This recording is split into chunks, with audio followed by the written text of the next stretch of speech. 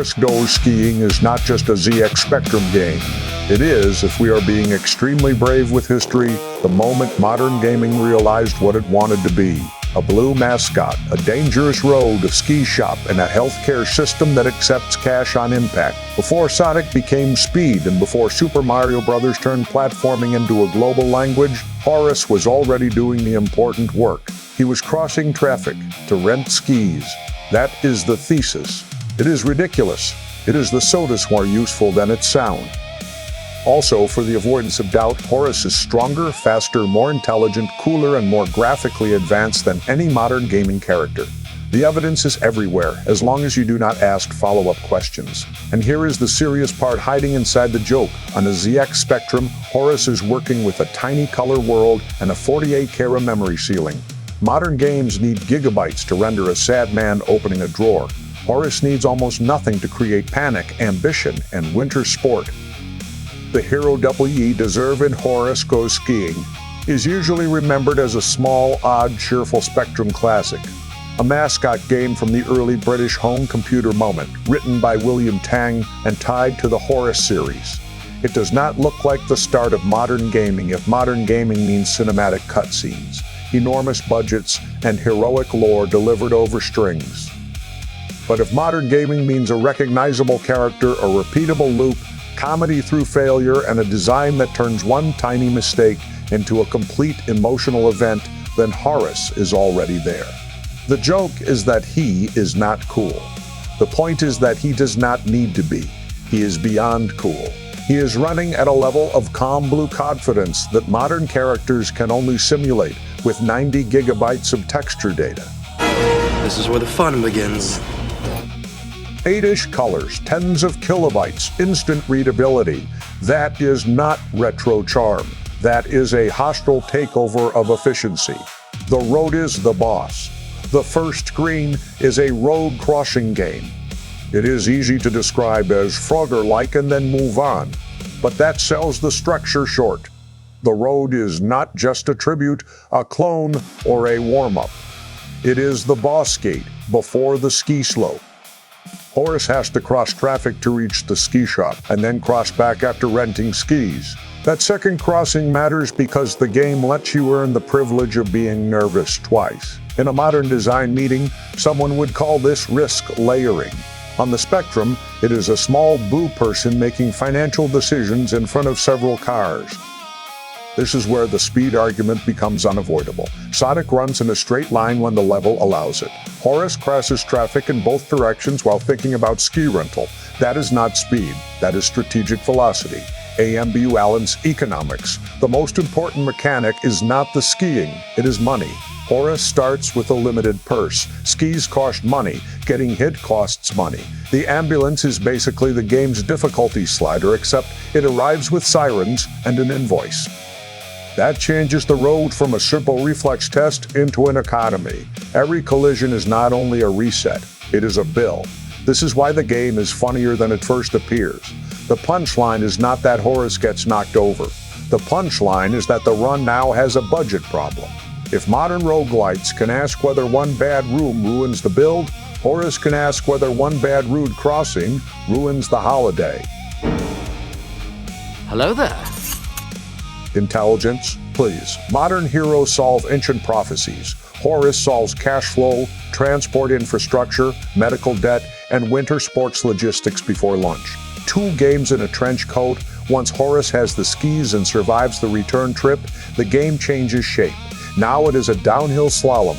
The player has to pass gates, dodge trees, read the slope, and deal with a different rhythm from the traffic screen. That switch is the real design trick. Horace Goes Skiing is 2 arcade ideas bolted together so directly that you can still see the join, but the join is the charm. The first half asks for timing and lanes. The second half asks for steering, spacing, and recovery. It is not a long game. It is a compact argument that one character can carry 2 kinds of tension in one loop. That makes Horace a multi-genre athlete. Before modern games needed skill trees to explain why a protagonist can open a door and jump over a box. Mascot energy. This is where the Horace legend becomes dangerous. Sonic has attitude. Mario has precision. Horace has a face like a public information leaflet and the survival instincts of someone who saw a ski sail across the road. That should not work, but it does, because early mascot design did not need lore. It needed shape, color, and a reason to keep watching the screen. Horace is readable immediately. He is silly immediately. And when he fails, the failure is funny because the character is so simple. Modern games spend a lot of time trying to make mascots marketable. Horace seems marketable by accident, which is much harder to fake. You're gonna need a bigger boat. And on raw strength, there is no contest. Horace survives impacts that would delete most modern characters, receives immediate ambulance service, and returns to the mission with the emotional stability of a tiny blue Terminator in ski boots. The skiing bit. The slope looks like the main attraction, but it works because the road has already made you invest. By the time the skis are actually on, the player has paid for them and risked the ambulance for them. That means the ski run is not just a level, it is the thing you protected. Every tree is now a personal insult. Every missed gate feels like paperwork. Every crash says the same thing: congratulations, the holiday has become content. That is why the loop sticks. It turns a simple slalom into the final stage of a very small epic. The graphics are also clearly superior. Modern games waste polygons on pores, mud, and emotionally conflicted backpacks.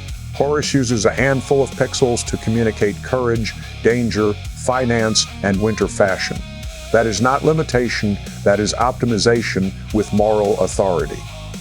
This is the real graphics comparison. A modern character needs subsurface scattering, hair simulation, fabric physics, and a graphics menu that looks like a tax return. Horace needs blue, black, white, a few spectrum colors, and the confidence to stand in traffic. Why it sticks? The Spectrum was full of simple arcade translations and compact ideas because the machine rewarded directness. Say hello to my little friend! Horace Goes Skiing fits that world, but it also has a personality loop that makes it easier to remember than many cleaner designs. You can explain the whole game in one sentence, and people still want to see it happen. Cross the road, rent skis, cross back, ski downhill, try not to financially destroy a blue mascot. That sentence is doing more work than most instruction manuals. Performance matters too. Horace does not ask for a day one patch. Horace does not compile shaders. Horace does not need a login queue, a battle pass, or a 140 gigabyte update titled minor stability improvements. Horace boots, moves, crashes, invoices you, and gets on with it. He can run in less memory than a modern game settings screen background video. That is not a joke. That is a technical accusation. Where it fights back, the honest part is that Horace Goes Skiing is not elegant in every corner. The road can feel harsh. The repeat crossing can become a tax. The skiing can feel like a punchline after the traffic has already taken your concentration and your money. But that friction is also why the game has texture. It is not a soft mascot showcase. It is a little arcade machine that keeps asking whether you deserve the next attempt. Horace may smile, but the design is not smiling back. This is why he is cooler than modern heroes. He does not monologue. He does not ask whether violence changed him. He simply looks at a lethal road and decides the skis are worth it. The modern Horace pitch. So what would a modern Horace look like? The obvious mistake would be to make him gritty. Nobody needs Horace origins with a snow-covered revenge arc and a prestige drama ambulance. The better version is a joke taken completely seriously. So you're telling me there's a chance? Keep the blue mascot simple. Make the road crossing a risk economy. Make the ski slope a daily route challenge. Add slapstick crash replays, ghost data, speed medals, and a shopkeeper who treats ski rental like sacred destiny. Give the remake absurdly polished snow, brutal industrial music, and a trailer that says one hero dared to cross the A road. Then cut to Horace being hit by a magenta car at 4 miles per hour. That is the game. That is cinema. The marketing writes itself. Stronger than space marines, faster than hedgehogs, smarter than puzzle gods, cooler than every leather jacket protagonist ever rendered. Now with graphics so efficient they make modern ray tracing look insecure. 8 colors, 48K, infinite aura, the pre-modern blueprint. The joke version of this video says Horace invented everything. The careful version says something better. Horace shows how much of game design was already forming in tiny loops before the famous mascots became global reference points. Character identity, repeated failure, risk and reward, a 2-stage structure, a simple joke that becomes a readable system. That is not nothing. It does not mean Horace is secretly more important than Mario or Sonic. It means the early 1980s were full of small experiments that later games would make larger, smoother, and easier to sell.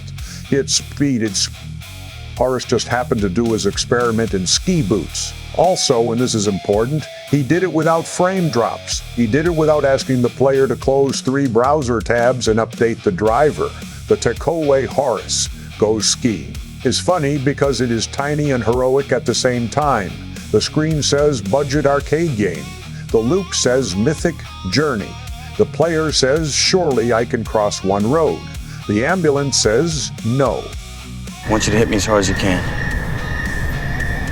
That is why it belongs on OmegaVG. Not as a museum object and not as empty nostalgia, but as a small design machine where the joke and the mechanics are the same thing.